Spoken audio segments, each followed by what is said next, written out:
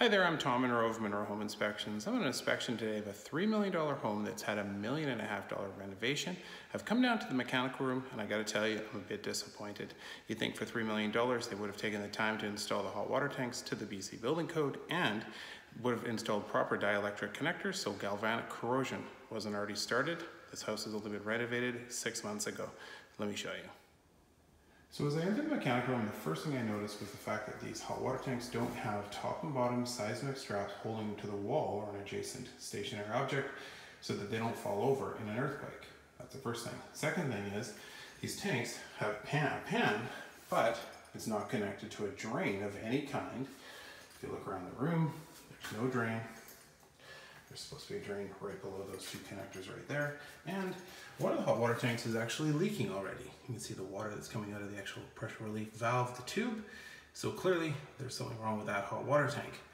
Another thing with installing these tanks is copper piping in connection with a dissimilar metal like steel is going to have galvanic corrosion. And galvanic corrosion is going to prematurely deteriorate the copper pipe.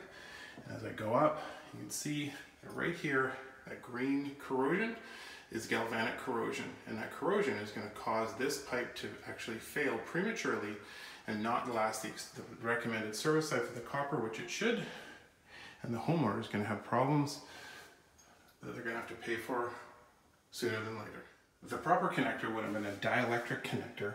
Instead, a lot of plumbers seem to think that Teflon tape is enough to separate the copper from the actual steel. It is not.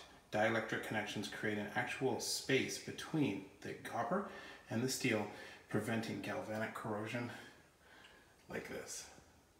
So it doesn't matter the value of the home you're buying if it's brand new or a little bit older. The BC Building Code requires top and bottom seismic straps on all hot water tanks to prevent them from toppling over in an earthquake.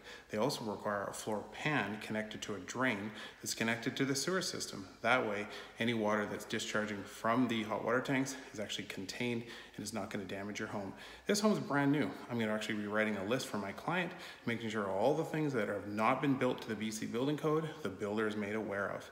If you have anyone purchasing a home in the Greater Vancouver area, pass along my contact information. I'm Tom Monroe of Monroe Home Inspections. With MHI, it's certified.